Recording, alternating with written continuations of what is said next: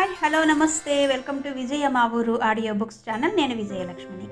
Friends, నవల స్రవంతిలో ప్రముఖ రచయిత్రి శ్రీమతి అంగులూరి అంజనీదేవి గారి చిరుజల్లై రానా నవల ధారావాహికగా మీకు అందిస్తున్నాను కదా. మరి ఈరోజు చిరుజల్లై రానా ధారావాహిక నవల రెండో భాగం మీకోసం.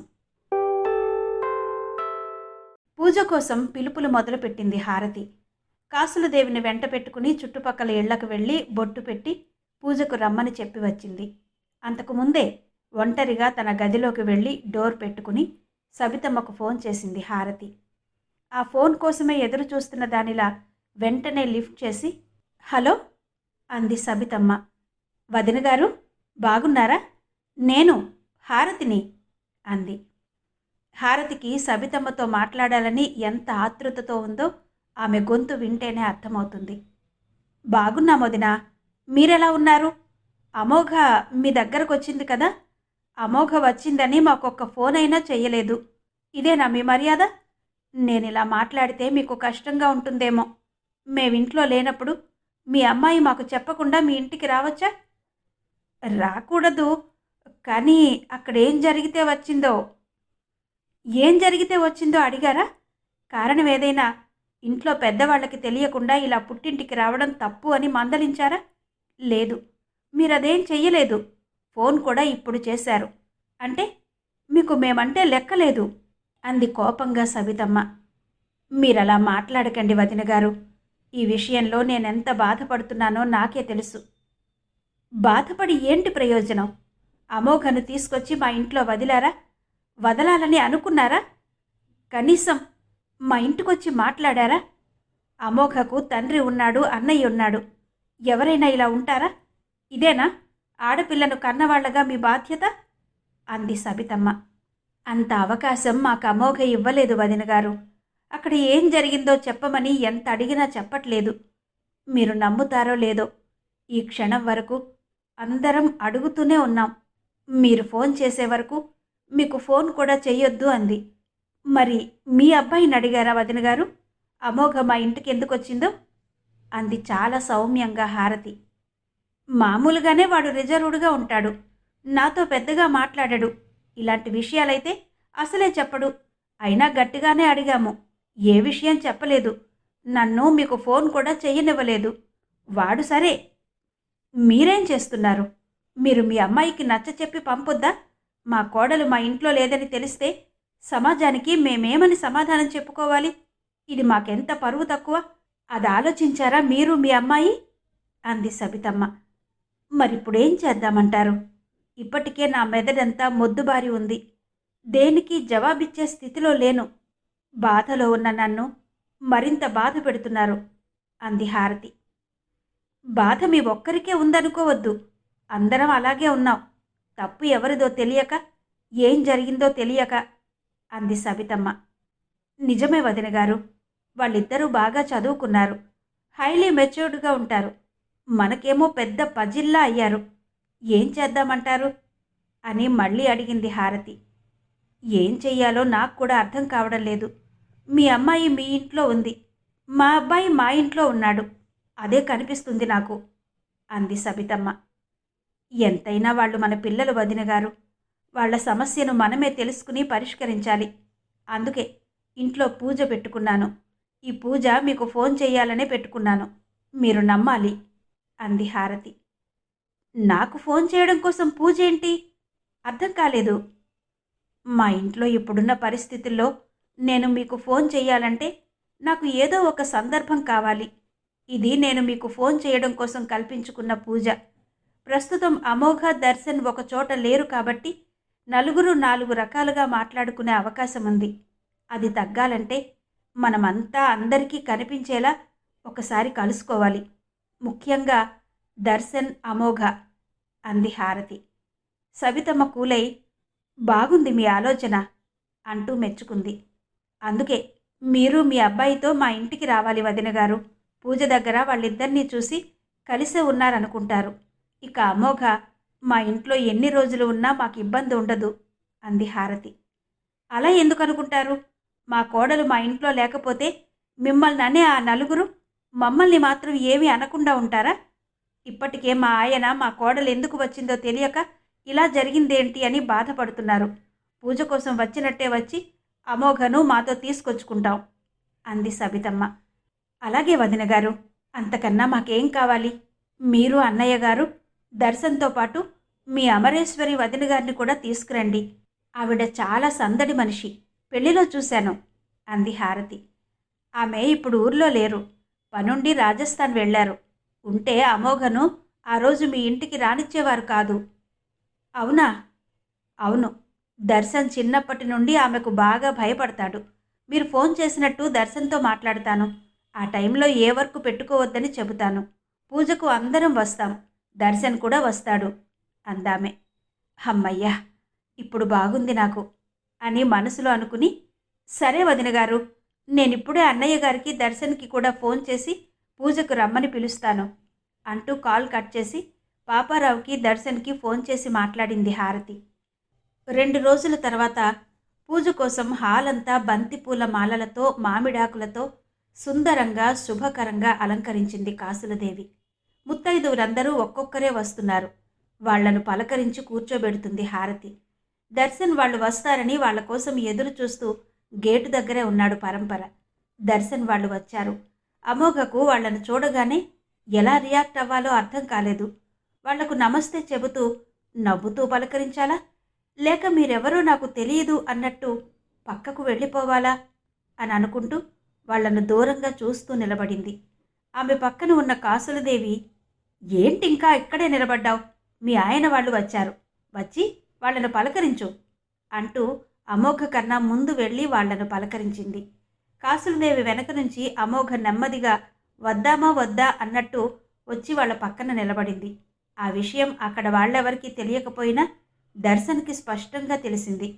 దర్శన్ కూడా అమోఘ రావడం గమనించి నువ్వెవరో నాకు తెలియదు అన్నట్టుగా ఆమెను చూడకుండా నిలబడ్డాడు. అమోఘ దర్శన్ వైపు చూసింది. ఎలాగూ దర్శన్ చూడట్లేదు కాబట్టి హమ్మయ్యా అనుకుని పక్కనే ఉన్న అత్తమామల్ని చూసి చిన్నగా నవ్వింది. బాగున్నావా అమోఘ అన్నారు సబితమ్మ, పాపారావు. బాగున్నానన్నట్టు తల ఊపింది అమోఘ. మిగిలిన వాళ్ల మధ్యన ఎలాంటి పొరపచ్చాలు లేవు కాబట్టి అందరూ ఏమీ జరగనట్టు నవ్వుతూ మాట్లాడుకుంటూ ఉన్నారు. ఇంతలో ఒక ఆమె దర్శన్ని చూసి, ఈ అబ్బాయే కదా మీ అల్లుడు? నువ్వెక్కడ వర్క్ చేస్తున్నావు బాబు? మీ పెళ్ళికి నేను రాలేకపోయాను. బాగున్నాడే అమోఘ అబ్బాయి అంది. హారతి తల ఊపి పంతులుగారు అడిగింది అందిస్తుంటే అమోఘ ఆమె మాటల్ని విన్నా విననట్టే చూసింది. దర్శన్ మాత్రం ఆమెకేం చెప్పాలో చెప్పి ఎంత నవ్వాలో నవ్వాడు. బాగా ఉన్నవాళ్లే దొరికారు, కాకపోతే ఇద్దరూ సైలెంట్గా ఉన్నారు. వీళ్ళు మాట్లాడుకోరా ఏంటి అనుకున్నారు కొందరు. నన్ను మర్చిపోయారా బాస్? మీ పెళ్లిలో అంత గొడవ చేశాను అంటూ ఒక అబ్బాయి వచ్చాడు దర్శన్ దగ్గరికి. లేదు లేదు, గుర్తున్నారు అంటూ దర్శన్ నవ్వాడు. అమోఘ వాళ్ల దగ్గర బంధువు ఒక ఆమె అమోఘను చాలాసేపటి నుండి గమనిస్తూ, ఏంటి అమోఘ, మీ పెళ్ళి నిన్ననో మొన్ననో కాలేదు, నెల దాటింది. ఇంకా మీ ఇద్దరు నేనెవరో ఆయనకు తెలీదు, ఆయనెవరో నాకు తెలియదు అన్నట్టుగా బిహేవ్ చేస్తున్నారు. ఏంటి కదా అంది. ఇక చాలే, ఆపుతారా అంటూ అమోఘ రోషంగా అక్కడి నుంచి వెళ్ళిపోయింది. అమోఘ కట్టుకున్న వర్క్ సారీకి మ్యాచ్ అయ్యే ఒక నెక్ సెట్ పెట్టుకుని దాని ఇయర్ రింగ్స్ పెట్టుకుని డీసెంట్గా ఉంది. అక్కడ అమోఘ కజిన్ అమోఘను చూసి, నువ్వెందుకు పట్టుచీర కట్టుకోలేదు అంది. నేను నా పెళ్ళప్పటి నుండి పట్టుచీరలు కడుతూనే ఉన్నాను. నాకు ఇలా ఈజీ టు వేర్ అంటేనే నచ్చుతుంది అంది అమోఘ. నీ పర్సనాలిటీకి నీ కలర్కి ఏది కట్టినా బాగుంటావు. అయినా ఇప్పుడు నువ్వు యూనిక్గానే ఉన్నావు అందామె. అమోఘ నవ్వి థ్యాంక్స్ చెప్పింది. అంతలో అమోఘ ఫ్రెండ్ ప్రతీక వచ్చింది. పూజ దగ్గర ప్రతీక అమోఘను వెతుకుతుంటే దర్శన్ ఫోన్ మాట్లాడుతూ కనిపించాడు. అతన్ని చూడగానే, ఏంటి వీళ్ళిక్కడున్నారు, వీళ్ళిప్పుడే కలిసిపోయారా అని అనుకుంటూ నవ్వుతూ వెళ్ళి దర్శన్ని, hi Darshan, how are you అంటూ పలకరించింది. దర్శన్ గుర్తు తెచ్చుకోవడానికి ప్రయత్నిస్తున్నట్టు చూసి హాయ్ అంటూ పలకరించాడు. ఏంటి అప్పుడే నన్ను మర్చిపోయారా? అంత డౌట్ఫుల్గా హాయ్ చెబుతున్నారు అంది. లేదండి, మీరు అమోఘ ఫ్రెండ్ కదా అన్నాడు దర్శన్. ఫ్రెండ్ కాదు, బెస్ట్ ఫ్రెండ్ని. ఏం జరిగినా అన్నీ నాతో షేర్ చేసుకుంటుంది. మీరొస్తున్న విషయం మాత్రం నాతో చెప్పనే లేదు. అంతేలే, వైఫ్ అండ్ హస్బెండ్ అనగానే అలాగే ఉంటారు. నేనేదో ఉత్తుత్తి ఫ్రెండ్ అయిపోయాను. దాని సంగతి చెప్తాను ఎక్కడుందో. సో మీ ఇద్దరూ సెట్ అయిపోయినట్టేనా ఇప్పుడు? అంది హ్యాపీగా. ఏం చెప్పాలో అర్థం కాక ఒక్క నిమిషం సైలెంట్ అయ్యాడు దర్శన్. సారీ, మీ పేరు మర్చిపోయాను అన్నాడు దర్శన్. నా పేరు ప్రతీక అంది. ఓ అన్నాడతను. సరే, నేను వెళ్ళి అమోఘను కలుస్తాను అంటూ ప్రతీక లోపలికి వెళ్ళింది. ఆమె వెళ్ళగానే, అంటే మా మధ్యన జరిగిందంతా ప్రతీకతో చెప్పిందన్నమాట. ఏది చెప్పాలో ఏది చెప్పకూడదో కూడా తెలియదు అమోఘకి.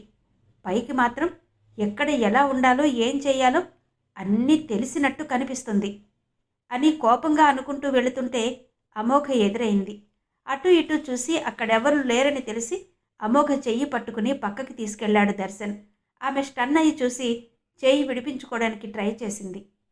నీకసలు ఏ విషయం చెప్పాలో ఏ విషయం చెప్పకూడదో తెలీదా అంటూ ఆమె చెయ్యిని ఇంకాస్త గట్టిగా పట్టుకున్నాడు. ఆమె కూడా కోపంగా అతని కళ్ళలోకి చూసి, ముందు నా చెయ్యి వదిలి మాట్లాడు అంది. అప్పుడు చెయ్యి వైపు చూసి తర్వాత ఆమె ముఖం వైపు చూసి చెయ్యి వదిలేశాడు దర్శన్. అప్రయత్నంగానే తను వదిలేసిన ఆమె చెయ్యిని చూశాడు. ఆమె చేతి మీద అతని చేతి వేళ్ల అచ్చులు ఎర్రగా ఉన్నాయి. ఆమె చెయ్యి తెల్లగా ఉండడంతో అప్పటికప్పుడే బాగా కందిపోయింది. అతను చెయ్యి వదలగానే ష్ అనుకుంటూ చేతివైపు చూసుకుంది. ఆమె కళ్ళలో నీళ్లు తిరిగాయి. ఐఎమ్ సారీ అంటూ ఆమె చేయిని తాకబోయే లోపలే ఆమె విదిలించుకుని అక్కడి నుండి వెళుతుంటే ఆమె చేతి గాజులు చప్పుడు చేశాయి. కోపంగా పక్కనే ఉన్న గోడని గుద్ది దర్శన్ కూడా అక్కడి నుంచి వెళ్ళాడు. గబగబా వెళ్ళి తల్లిని కలిశాడు. మమ్మీ, నాకు ఆఫీస్ నుండి కాల్ వచ్చింది, నేను వెళ్ళాలి అన్నాడు. దర్శన్ ఇంత కోపంగా ఉన్నాడు ఎందుకని? ఆఫీసులో ఏమైనా జరిగిందా అని సబితమ్మ మనసులో అనుకుంటుంటే, అంతవరకు ఎప్పుడెప్పుడు వాళ్లతో మాట్లాడాలా అని ఎదురు చూస్తున్న హారతి, పరంపర, దర్శన్ రావడంతో ఇదే మంచి అవకాశం అనుకుని మీతో కొంచెం మాట్లాడాలి అంటూ వాళ్ళ దగ్గరికి వెళ్ళారు. అయితే జరిగిన విషయం వీళ్ళకు కూడా చెప్పేసిందన్నమాట. అదేనా వీళ్ళిప్పుడు మాట్లాడాలి అనేది? మాట్లాడని, ఏదో ఒకటి తేలిపోతుంది అని లోపల కోపంగా అనుకుంటూ పైకి మాత్రం నవ్వుతూ, మాట్లాడండి, నేను వెళ్ళాలి, చాలా అర్జెంట్ అన్నాడు దర్శన్. ఒక్క నిమిషం బాబు, అసలు మిమ్మల్ని పిలిచిందే మీతో మాట్లాడడానికి. మీ ఇద్దరి మధ్యన ఏం జరిగిందో మాకు తెలియదు. అమోఘ ఎంత అడిగినా చెప్పట్లేదు. నిన్ను చూస్తే నువ్వు కూడా ఏమీ జరగనట్టే నార్మల్గానే ఉంటున్నావు. కానీ తనెందుకు మీ ఇంట్లో నుండి వచ్చేసిందో, నువ్వెందుకు ఫోన్ చెయ్యట్లేదో, తనెందుకు నీకు ఫోన్ చెయ్యట్లేదో తెలియట్లేదు అంటూ తన బాధను చెప్పుకుంది హారతి.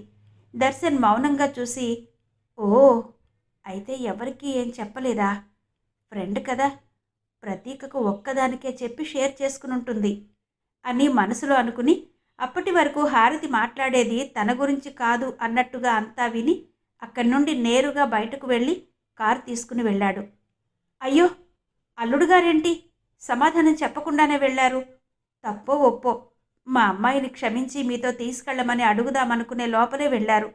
ఇప్పుడెలా వదినగారు అంది హారతి. నాకు కూడా అదే అనిపిస్తుంది వదినగారు. ఇప్పుడెలా? అయినా ముందు మీరు అమోఘను తీసుకెళ్లమనే అడగాల్సింది. మిగతా విషయాలు తర్వాత మాట్లాడినా సరిపోయేది. ఇంత దూరం మేము వచ్చింది కూడా అమోఘను తీసుకెళదామనే. ఈ విషయం నీకు ఫోన్లో కూడా చెప్పాను. కానీ దర్శన్కి తెలియకుండా అమోఘను మేమెలా తీసుకెళ్ళాలి? కనీసం చిన్న మాటైనా వాడు చెప్పాలి కదా అంది సబితమ్మ. చెప్పాలి వదినగారు, కానీ ఆఫీస్లో అర్జెంట్ పని ఉందని వెళ్ళాడు. తర్వాత మేము ఫోన్ చేసి మాట్లాడొచ్చా? మాట్లాడండమ్మా. మీ అల్లుడితో మీరు మాట్లాడుకోవడానికి మా పర్మిషన్ దేనికి? మీరెప్పుడైనా మాట్లాడొచ్చు. వాళ్ళు కలిసి ఉంటేనే కదా మనం సంతోషంగా ఉంటాం. దర్శన్ అలా వెళ్ళకపోతే అమోఘను తీసుకెళ్లేవాళ్ళం అన్నాడు పాపారావు. నిజమే అన్నయ్య గారు, వాళ్ళు ఏదీ చెప్పకుండా ఎవరికి వాళ్ళు ఉండడం వల్లనే ఇదంతా. మనం మాత్రం ఏం చెయ్యగలం అంటూ నిట్టూర్చి అక్కడే వాళ్లకు ఎదురుగా బాధపడుతూ కూర్చుంది హారతి. అంతలో అమోఘకు ప్రతీక కనిపించింది. ఎక్కడున్నావే ఇంతసేపు అంది అమోఘ ప్రతీకను చూడగానే. నిన్ను వెతుక్కుంటూ ఎక్కడో ఉన్నాన్లే. ఏంటే నువ్వు? దర్శన్ వచ్చినట్టు నాకు చెప్పనే లేదు. ఈ ప్రతీక నీకప్పుడే అంత పరాయిదయిందా అంటూ ప్రతీక అంటుంటే ప్రతీకకు ఫోన్ వచ్చింది. ఒక్క నిమిషం అంటూ ఫోన్ పట్టుకుని పక్కకెళ్ళి మాట్లాడి వచ్చింది. డాడీ కాల్ చేశారా మోఘ? అర్జెంటుగా రమ్మంటున్నారు. నేను వెళ్ళాలి. నిన్ను తర్వాత కలుస్తాను. బాయ్ అంటూ ప్రతీక ఇంటికెళ్ళింది. కొద్దిసేపు గడిచాక, ఇక మేం వెళ్ళొస్తాం వదిన గారు, వెళ్ళొస్తాం అన్నయ్య గారు. ఏవండి, మనం వెళదామా అంది సబితమ్మ. వెళదాం సబిత. దర్శన్ని ఆఫీస్ దగ్గర వదిలి సింబు ఇంకా రాలేదుగా. వచ్చాడు. నాకోసారి కనిపించి అదిగో కారు దగ్గరకు వెళ్ళి నిలబడ్డాడు. మనం వెళ్ళడమే ఆలస్యం. అవునా, అప్పుడే వచ్చాడా? ఇంతకీ మనోడు ఆఫీస్కి వెళ్ళాడా, ఇంటికి వెళ్ళాడా అని మనసులో అనుకుంటూ, సరే బావగారు, మేం వెళ్ళొస్తాం. చెల్లమ్మ, వెళ్ళొస్తాం అన్నాడు పాపారావు. ఆయన కళ్ళు అమోఘ కోసం వెతికాయి. అమోఘ కనిపించలేదు. సబితమ్మ గబగబా కారు దగ్గరకు వెళుతుంటే పాపారావు కూడా ఆమె వెనకే వెళ్ళాడు. అమోఘ లోపలెక్కడో ఉంది. హారతి అమోఘను పిలిచే లోపలే వాళ్ళు వెళ్ళారు. పాపారావు సబితమ్మ వెళ్ళేసరికి దర్శన్ రామి ఇచ్చిన కాఫీ తాగుతూ లాన్లో రిలాక్స్గా ఉన్నాడు. దర్శన్ను చూసి, వీడేంటండి ఇంట్లో ఉన్నాడు, ఆఫీస్కి వెళ్ళలేదా అంటూ దర్శన్ దగ్గరకు వెళ్ళింది సబితమ్మ. పాపారావు కూడా వెళ్ళాడు. నువ్వు ఆఫీస్కి వెళ్ళలేదా దర్శన్? మరి మాతో ఎందుకు అలా చెప్పావు? పెద్దవాళ్ళు మాట్లాడుతుంటే అలా మధ్యలో వచ్చావేంటి? ఏమనుకుంటారు వాళ్ళు అన్నాడు పాపారావు. దర్శన్ కాఫీ కప్పుతో ఆడుకుంటూ జవాబు చెప్పలేదు. వీడెప్పుడూ ఇంతే. చూడండి, మీరు మాట్లాడుతుంటే అడుగుతుంటే మాట్లాడుతున్నాడేమో. పెళ్లికి ముందు సరే, ఇప్పుడు కూడా ఇంతేనా? ఎప్పటికీ ఇలాగే ఉంటే ఎలా కుదురుతుంది? పెద్దవాడయ్యాడు. వాడి మనసులో ఏముందో మనతో చెప్పనట్టే ఆ పిల్లతో కూడా చెప్పట్లేదేమో. అందుకే ఆ పిల్ల విసుగొచ్చి వెళ్ళిపోయిందేమో. అబ్బా, అలా ఏం కాదులే సబిత. ఎందుకు కాదు? ఇదంతా చూస్తుంటే ఇంట్లో వాళ్ళు పెళ్లి చేసుకోమంటే వద్దని చెప్పడానికి కారణాలేమీ లేవు కాబట్టి చేసుకున్నట్టుంది.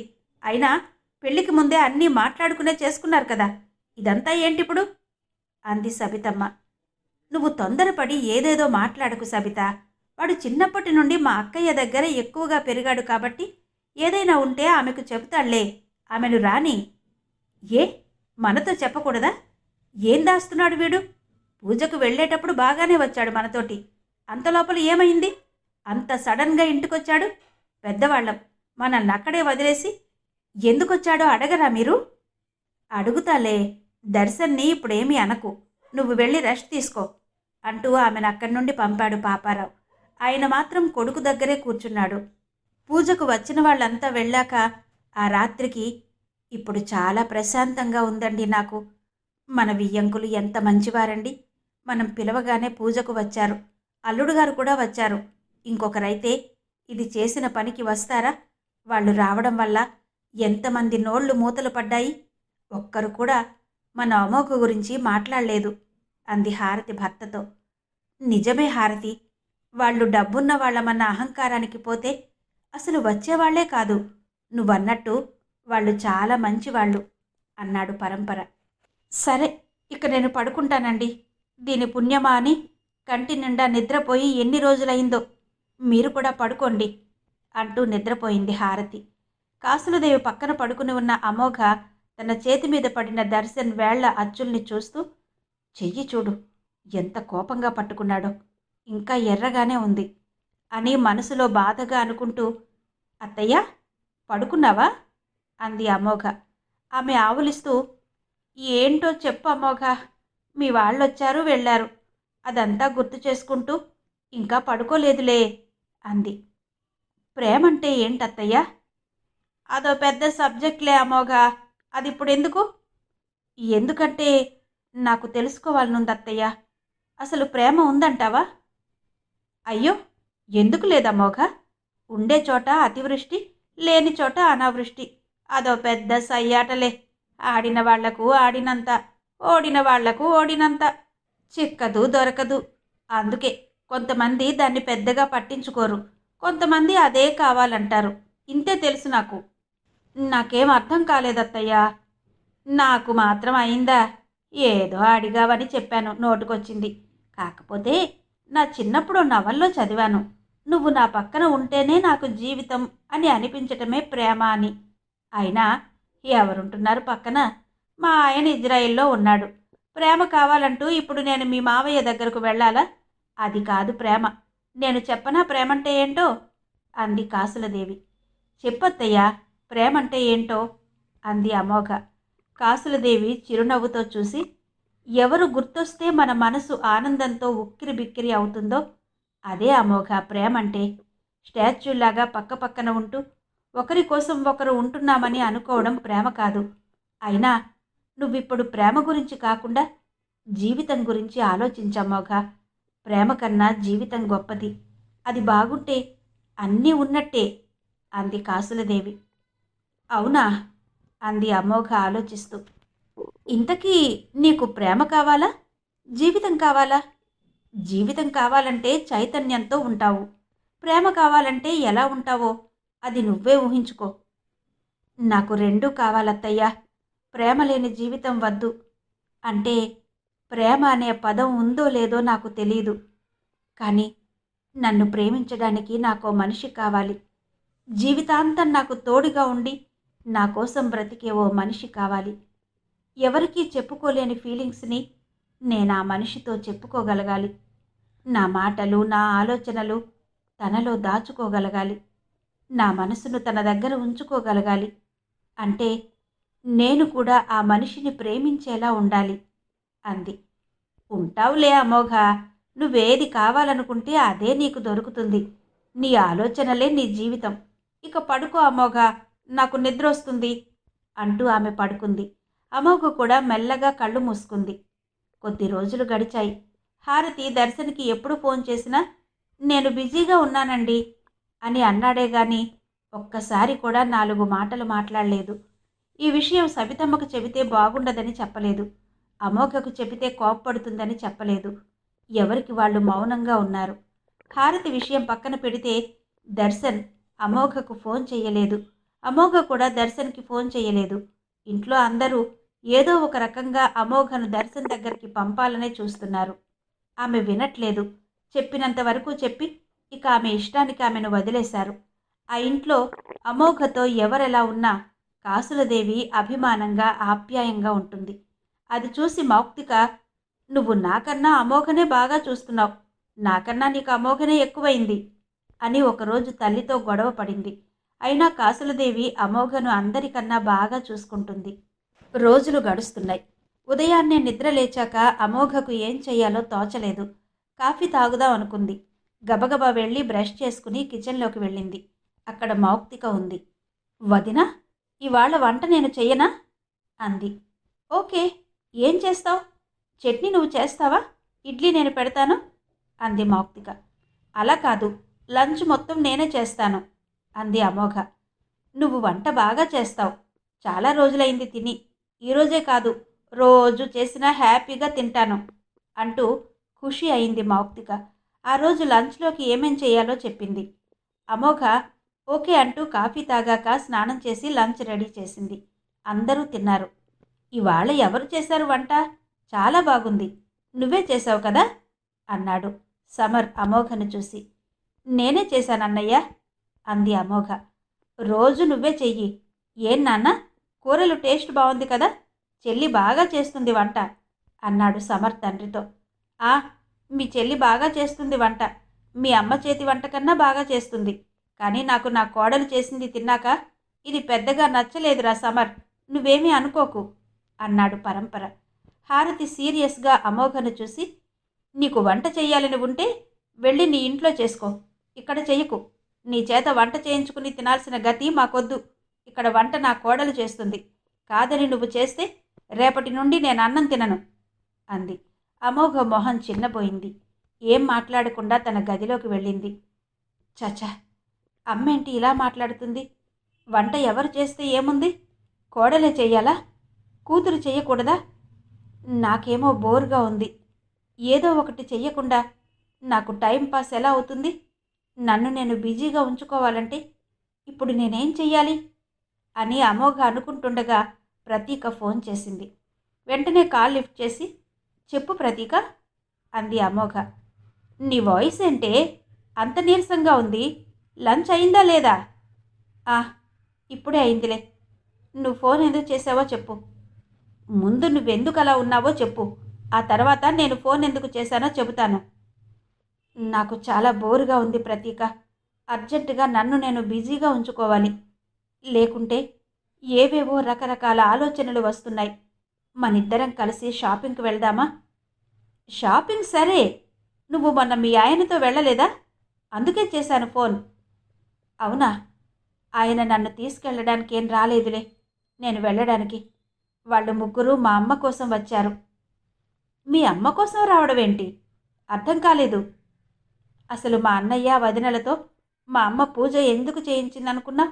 మా వదిన అన్నయ్యల కోసం కాదు, దర్శన్ వాళ్లను మా ఇంటికి రప్పించడం కోసం.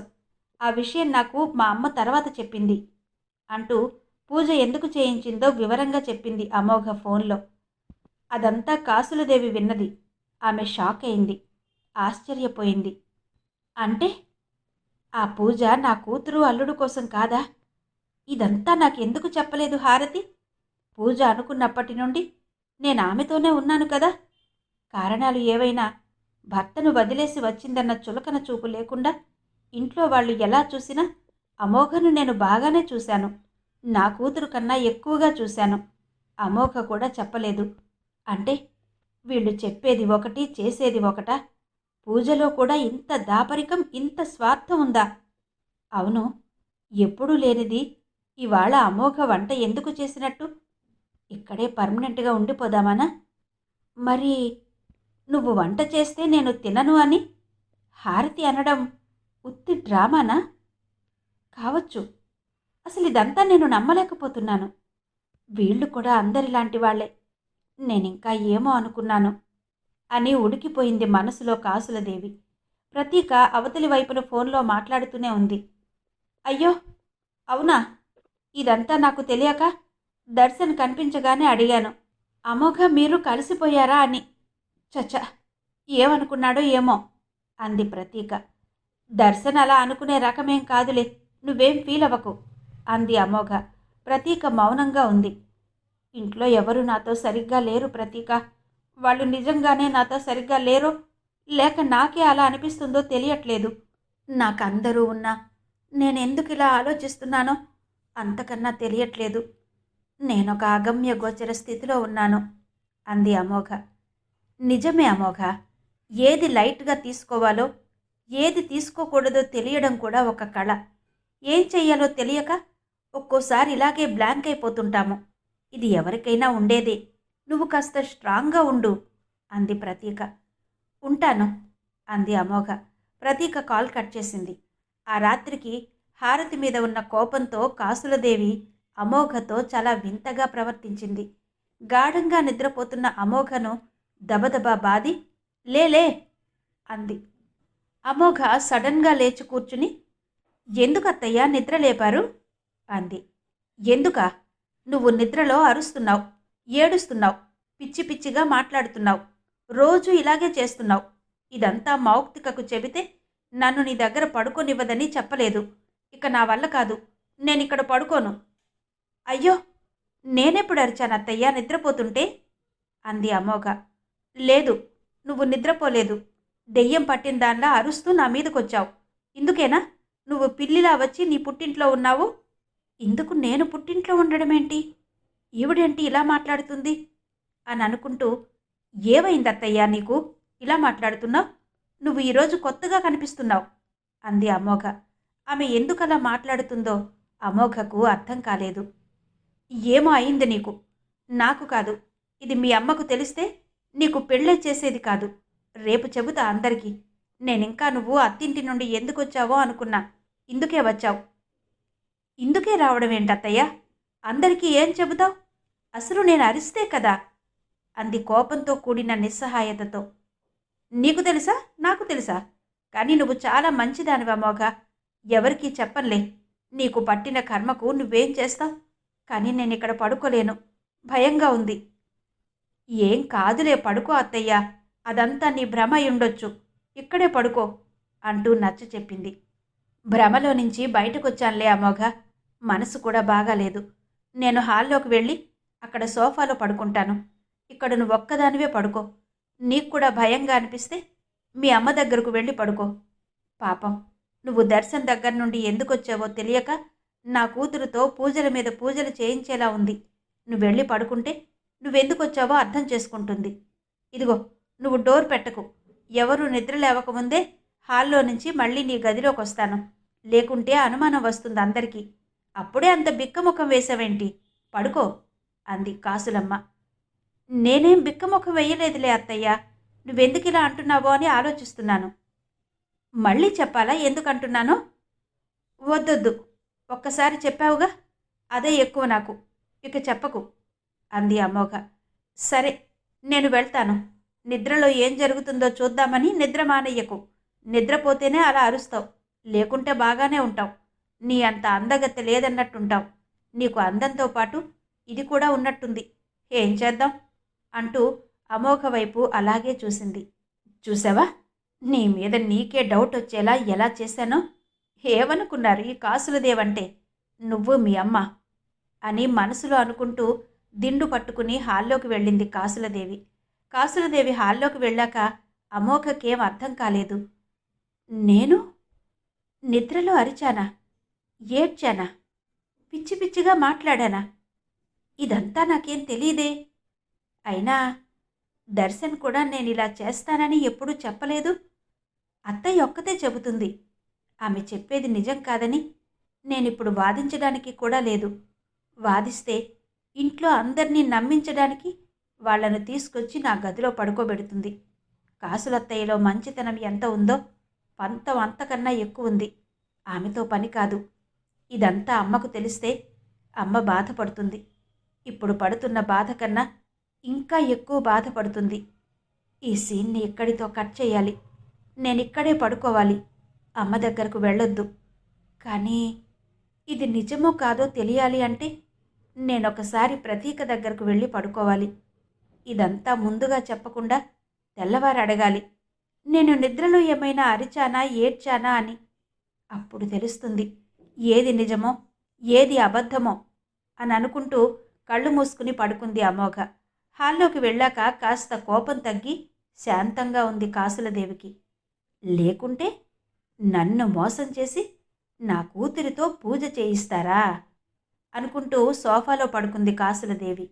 ఉదయాన్నే పేపర్ చూడగానే సంతోషంగా పేపర్ పట్టుకుని, అమ్మా ఈ పేపర్ చూడు అంటూ హారతి దగ్గరకు పరిగెత్తింది అమోఘ. ఏముందమ్మా, ఏముందా పేపర్లో? నేను పనిలో ఉన్నాను, నువ్వే చదివి చెప్పు అంది పేపర్ వైపు చూడకుండా హారతి. మా కాలేజీలోనే అసిస్టెంట్ ప్రొఫెసర్ కోసం యాడ్ ఇచ్చారు. అది నా సబ్జెక్ట్నే. అందులో వేకెన్సీ ఉందట. రేపే ఇంటర్వ్యూ. నేను వెళతాను అంది అమోఘ. హారతి మాట్లాడే లోపలే, ఏంటి, నువ్వు జాబ్ చేస్తావా అంటూ దీర్ఘం తీసింది కాసులదేవి. మా అమ్మేంటి అంత సాగదీసి మాట్లాడుతుంది అని మనసులో ఆశ్చర్యపోయింది మౌక్తిక. వాళ్ళమ్మ మారిపోయిందన్న విషయం తెలియక. నువ్వు కలవారి ఇంటి కోడలివి అమోఘ. నీకు మంచి ఇల్లు, ఫామ్ హౌసు, కార్లు, డ్రైవర్లు, ఇంటి నిండా పనివాళ్ళు ఉన్నారు. నువ్వెక్కడికో వెళ్ళి జాబ్ చేయడమేంటి? ఇది తెలిస్తే దర్శన్ ఒప్పుకోడు. మీ మామగారు, మీ నాన్న, అన్నయ్యలు కూడా ఒప్పుకోరు అంటూ మళ్ళీ దీర్ఘం తీసింది కాసులదేవి. మళ్ళీ ఆశ్చర్యపోయింది మౌక్తిక. అమోఘ చెప్పింది విని ఇంట్లో ఎవరూ ఒప్పుకోలేదు. అందరూ కాకుల్లా గయ్యి గయ్యమని లేచారు. ఇప్పటికే మా పరువు తీసింది చాలక జాబ్ చేస్తానంటావా అన్నారు. అమోఘ చాలా ప్రాధేయపడుతూ, అమ్మా నువ్వైనా కాస్త నచ్చ చెప్పు అందరికీ. ఈ జాబ్ ఎక్కడూ కాదు, నేను చదివిన కాలేజీనే. అందులో జాబ్ రావాలే గాని నాకు చాలా ఈజీగా ఉంటుంది అంటూ హారతి పక్కన కూర్చుంది. అసలు నీకు జాబ్ ఎందుకే అంది హారతి. జాబ్ ఉంటే రిలాక్స్గా ఉంటాను, బోర్ ఫీల్ కాను. చాలే నోర్మి. నోరెందుకు ముయ్యాలి? నేనేం తప్పుడు నిర్ణయం తీసుకోలేదే అంటూ ఎదురు తిరిగింది అమోఘ. అని నువ్వనుకుంటున్నావు. అంత మంచి భర్తను వదిలి నువ్విక్కడకు రావడమే పెద్ద తప్పు. ఇప్పుడు మళ్ళీ ఇదో తప్ప? నువ్వు వాళ్లకు నచ్చినట్టు వాళ్ళ దగ్గర ఉండలేవా? వాళ్ళు చూడు ఎంత మంచివాళ్ళో. పూజకు పిలవగానే వచ్చారు. ఇంకొకరైతే వస్తారా అంది హారతి. అదంతా ఇప్పుడెందుకమ్మా? నేనేమైనా నా భర్త గురించి చెడుగా మాట్లాడానా? విడాకులు తీసుకుంటాను అన్నానా? అదేం లేదు కదా. మరి నేను నోరెత్తితే నా నోటి మీద ఎందుకు కొడుతున్నావు? నేను చదువుకున్నాను. ఆ మాత్రం నా గురించి నేను ఆలోచించుకోలేనా? ఆలోచించుకోలేవు. అంత జ్ఞానమే ఉంటే నువ్విలా ఉండవు. నువ్వు చదువుకున్న మూర్ఖురాలివి. నీకు ప్రపంచం తెలీదు, ఎవరితో ఎలా ఉండాలో తెలియదు. అర్థమైందా? అంది హారతి. అర్థమైంది. మీరందరూ తెలివైన వాళ్ళు, మంచివాళ్ళు. నేనే చెడ్డదాన్ని, తెలివిలేని దాన్ని. అందుకే నన్ను వదిలే, జాబ్ చేసుకుంటాను అంది అమోఘ. దీనికేమో అయిందిరా సమర్. దీన్ని వెంటనే హాస్పిటల్కి తీసుకెళ్ళి డాక్టర్కి చూపించాలి. పదండి వెళదాం. రావే, హాస్పిటల్కి వెళ్దాం. లేకుంటే నువ్వు ఎప్పుడు ఏం చేస్తావో నీకే తెలియట్లేదు అన్నాడు పరంపర. అమోఘ కోపంగా, అంటే నన్ను పిచ్చిదాన్ని చేస్తున్నావా నాన్న? అందుకే హాస్పిటల్కి తీసుకెళ్దామంటున్నావా? జాబ్ చేస్తానని అడిగినందుకే హాస్పిటల్కి తీసుకెళ్తారా అంది. కాసులదేవికి హుషారొచ్చింది. భూత వైద్యుల కన్నా డాక్టర్లే నయం అన్నయ్య గారు. ఇలాంటి వాటికి ఒంట్లో ఏమున్నా వెంటనే తగ్గిస్తారు. ఇప్పుడు అన్నిటికీ మందులొచ్చాయి అంటూ మళ్ళీ దీర్ఘం తీసింది. మా అమ్మేంటి ఇన్నిసార్లు దీర్ఘాలు తీస్తుంది? అమోఘతోనే ఉంటుందిగా. ఇప్పుడు పార్టీ మారిందా అనుకుంది మనసులో మౌక్తిక. కాసులత్త, నువ్వు కూడా వాళ్ళలాగే మాట్లాడుతున్నావా? నన్ను డాక్టర్కి చూపించమంటావా? డాక్టర్కి చూపించడం కాదు, ఒకేసారి నా ప్రాణం పోయాక పోస్ట్ మార్టంకి పంపుదురు. ఆగండి ఆగండి, మీ అందరి పేర్లు ఒక వైట్ పేపర్ మీద రాసాకే పోతా. అందరికన్నా ముందు కాసులత్త పేరు రాస్తా అంటూ గబగబా గదిలోకి వెళ్ళి డోర్ పెట్టుకుంది. అది చూసి అందరూ హడలిపోయారు. కాసులదేవికి చెమటలు కారాయి. అయ్యో అయ్యో అమోఘ, అంత పని చెయ్యకే అంటూ అందరూ డోర్ దగ్గరకు వెళ్ళారు. ఏంటే డోర్ పెట్టుకున్నావు? డోర్ తీయవే అంటూ డోర్ ముందు నిలబడ్డారు. అమ్మా అమోఘ, డోర్ తీయమ్మా, తొందరపడి మా పేర్లేమీ రాయకు తల్లి అంటూ వాళ్లతో పాటు కాసులదేవి కూడా డోర్ ముందు నిలబడి డోర్ని బాధసాగింది. నేను తీయను కాసులత్త. తీస్తే మా నాన్న నన్ను హాస్పిటల్కి తీసుకెళ్తాడు. నేనిక్కడే ఉంటా. అందరూ వచ్చి నా డెడ్ బాడీని తీసుకెళ్ళండి హాస్పిటల్కి. నువ్వు కూడా అన్నావుగా, భూత వైద్యుల కన్నా హాస్పిటలే బెటర్ అని అంది కీచుగా అరుస్తూ అమోఘ. లేదులే తల్లి, నువ్వు బయటకు రా. మీ నాన్నగారికి నేను నచ్చ చెప్పి నిన్ను ఇంట్లోనే ఉంచమంటాను. హాస్పిటల్కి వద్దని చెబుతాను. నా తల్లివి కదూ, రామ్మా బయటికి అంది కాసులదేవి. ఆమె గుండె వేగంగా కొట్టుకుంటుంది.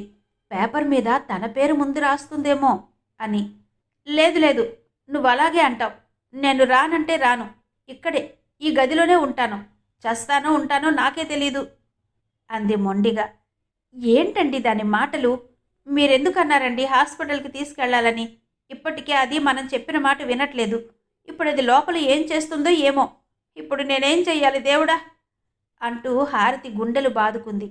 సమర్ తల్లి పడుతున్న బాధ చూడలేక, ఏంటే నువ్వు లోపలికెళ్ళి తలుపు పెట్టుకుని ఆటలాడుతున్నావా? ఒకసారి నువ్వు బయటకు రా, నీ పని చెప్తాను అంటూ ఎగిరాడు. నేనెందుకు వస్తాను? నేను అసలే రాను. వస్తే నువ్వు నాన్న కలిసి నన్ను హాస్పిటల్కి తీసుకెళ్తారు. తీసుకెళ్ళాక నన్ను అక్కడే కట్టి పడేస్తారు. నన్ను కాలేజీకి వెళ్ళి జాబ్ చెయ్యనివ్వరు. నాకు తెలుసు, నేను రాను అంది.